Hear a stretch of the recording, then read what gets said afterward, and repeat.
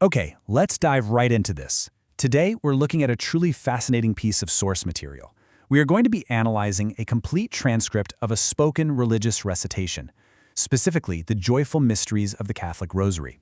But instead of approaching this purely through a theological lens, we're going to look at the raw text of this transcript as if it were a highly structured procedural algorithm.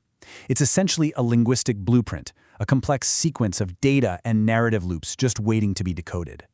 Now, to truly grasp the architecture of this dense text, we need a map.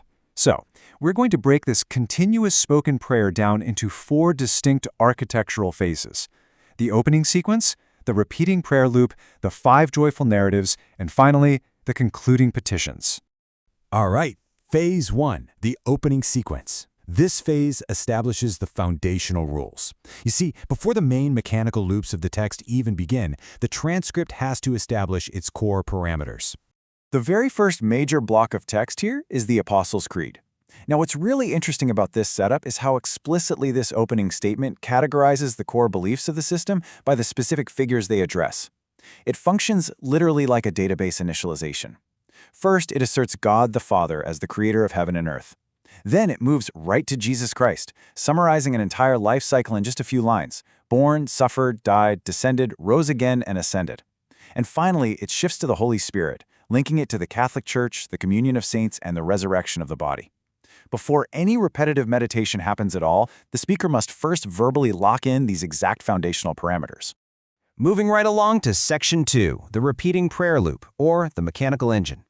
This is where we shift our focus from those initial declarations to the actual moving parts that drive the vast majority of the transcript.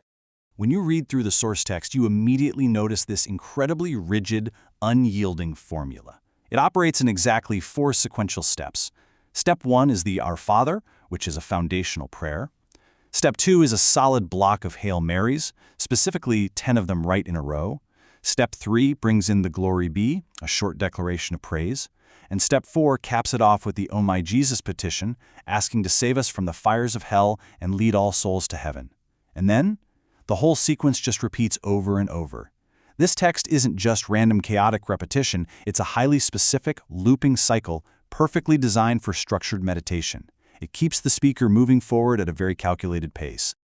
And to really understand the massive scale of this loop, just think about this number, 56. There are 56 total recitations of the Hail Mary within this single transcript segment. The speaker says the exact phrase, Hail Mary, full of grace, 56 times. This sheer volume audibly and structurally demonstrates the text's overwhelming, calculated focus on the Virgin Mary compared to the other figures mentioned in the opening sequence. The loop is undeniably her engine. But what is the actual point of that engine? Let's transition into Section 3, the 5 joyful narratives, the hidden storyline. This is where we find a chronological narrative embedded squarely within those mechanical repeating loops. The text introduces 5 mysteries right before starting each new loop.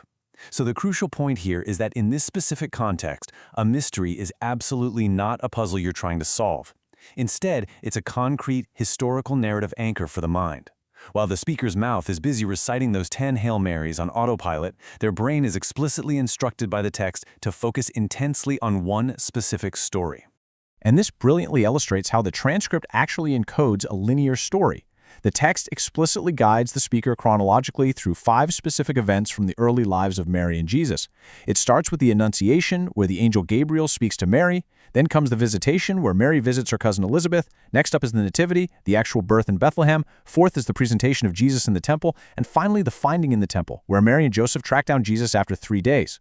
By tying one story to each repetition cycle, the procedural algorithm ensures that this specific timeline, spanning from a few days to a few years, is perfectly preserved and reviewed from beginning to end. Finally, after all 5 loops are totally completed, we hit Section 4, the concluding petitions. This marks a very distinct, dramatic shift in the architecture of the transcript. The tone immediately pivots from peaceful narrative meditation to direct, urgent requests. The loop breaks completely, and we are presented with the Hail, Holy Queen prayer. Listen to the language used here. The text describes the speakers as poor, banished children of Eve, and says they are mourning and weeping in this valley of tears. This introduces incredibly vivid, highly emotional imagery. It is a massive contrast to the straightforward, objective storytelling of the 5 mysteries we just analyzed.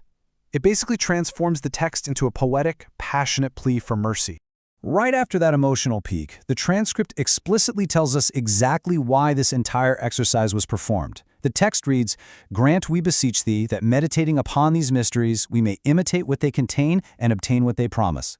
This is basically the ultimate user manual instruction dropped right near the very end of the text. The entire looping sequence, the repetition, the chronological narratives, it's all fundamentally designed to program the speaker to imitate the actions in the stories in order to obtain the promised rewards. But this explainer doesn't end on that quiet note of imitation. The very final major block of text is the prayer to Saint Michael the Archangel. It asks for protection against the wickedness and snares of the devil, and literally demands to cast into hell Satan and all the evil spirits who prowl about the world seeking the ruin of souls. I mean, it's incredibly striking defensive language. A sequence entirely dedicated to joyful mysteries, births, angelic announcements, temple visits, unexpectedly and abruptly concludes on this dramatic, combative note of spiritual warfare. It's a fascinating tonal whiplash built right into the structure of the transcript. When we strip away our preconceptions and just look at this transcript as a blueprint, it reveals a profound understanding of human psychology.